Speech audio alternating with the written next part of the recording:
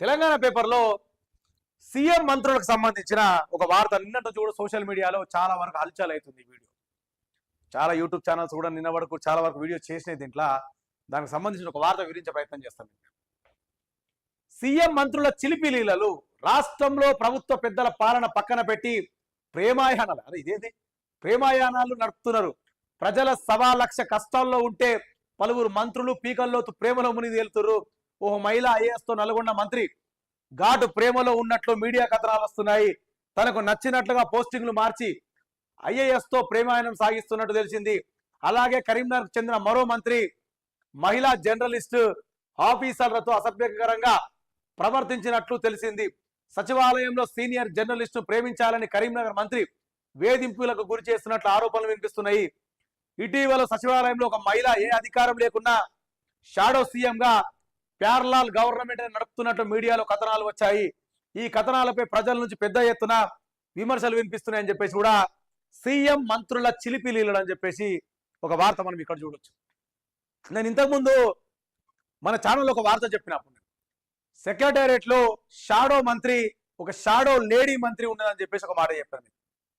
ఒక మంత్రి ఆమె ఇక్కడ హైలైట్ ఏంటంటే సిగ్గుతో తలదించుకోవాల్సింది ఏందో తెలుసా? ఇడ ఈ వయసులో వీళ్లకు ప్రేమలు కావాల్సి వచ్చినాయంట.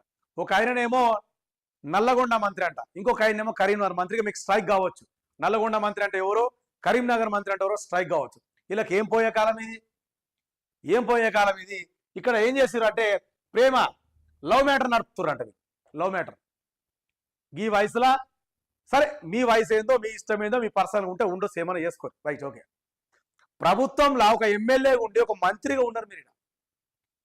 ఒక మంత్రిగా ఉండి ఒక మంత్రులుగా మీరు తెలంగాణ రాష్ట్రాన్ని ఏమైనా ఉద్ధరిస్తారేమో అని చెప్పేసి నల్లగొండ పబ్లిక్ కావచ్చు, కరీంనగర్ మంత్రి కావచ్చు, నల్లగొండకు సంబంధించిన మంత్రి కావచ్చు గెలిపిస్తే మీరు చేసే ప్రజలేమో కష్టాల పాలే ఆగమాగమవుతారు. నిరుద్యోగులేమో ఉద్యోగాలు ఇస్తారని చెప్పేసి వాళ్ళు ఆగమవుతున్నాడు. రైతులేకేమో యూరియా కూడా చక్కగా లేదు, వాళ్ళు ఆగమవుతున్నాడు. గురుకులాలనేమో విద్యార్థులకు తిండి చక్కగా లేదు, వాళ్ళు ఆగమవుతున్నాడు. తెలంగాణ రాష్ట్రంలో ప్రతి ఒక్కడి ఎలా ఆగమాగం పరిస్థితుల్లో ఉన్నాడు. తెలంగాణ రాష్ట్రంలో పబ్లిక్ మొత్తం ఆగమాగం పరిస్థితులు ఉంటే తెలంగాణ మంత్రులు మాత్రం లవ్ మ్యాటర్ చేస్తారు, లవ్ చేసుకుంటా లవ్ మ్యాటర్ నడుపుతారు. సిగ్గాని ఉండాలి ఇంత కూడా. అది కూడా ఎవరుతున్నాను కూడా చెప్తున్నాను.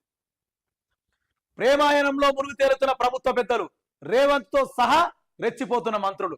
ఇలా రేవంత్ రెడ్డి కూడా ఉన్నాడంట. చూడండి, ఇది మళ్ళీ ఘోరం. ఇది రేవంత్ రెడ్డి, సాక్షాత్తు ముఖ్యమంత్రి రేవంత్ రెడ్డి గారు కూడా చిలిపి చేష్టలు, చిలిపి లీలలు చేస్తుండట.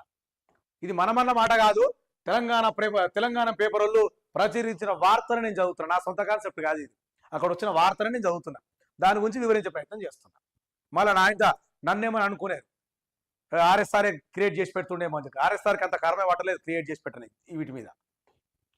మహిళా ఐఏఎస్ ఆఫీసర్లతో క్లోజ్ ఫ్రెండ్షిప్ అట.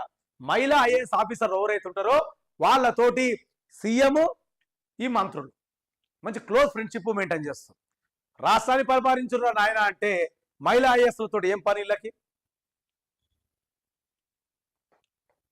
అడిగిందే తడవుగా పోస్టింగ్లు అంట. అంటే వాళ్ళు ఏది అడిగినా కూడా స్పాట్ల పోస్టింగ్లు. లేడీస్ జర్నలిస్ట్ ఆఫీసర్తో అసభ్య ప్రవర్తన. సెక్రటేరియట్ లో షాడో సీఎం గా ఒక మహిళ అలిచాలి. ఇంతకు నేను చెప్పిన షాడో సీఎం గా అంట, షాడో మంత్రి అన్న, సారీ, అసలు షాడో సీఎం గా అలిచాలంట. మరి అది రేవంత్ రెడ్డి గారికే తెలియాలి, సీఎంకే తెలియాలి, మంత్రులకే తెలియాలి. కథ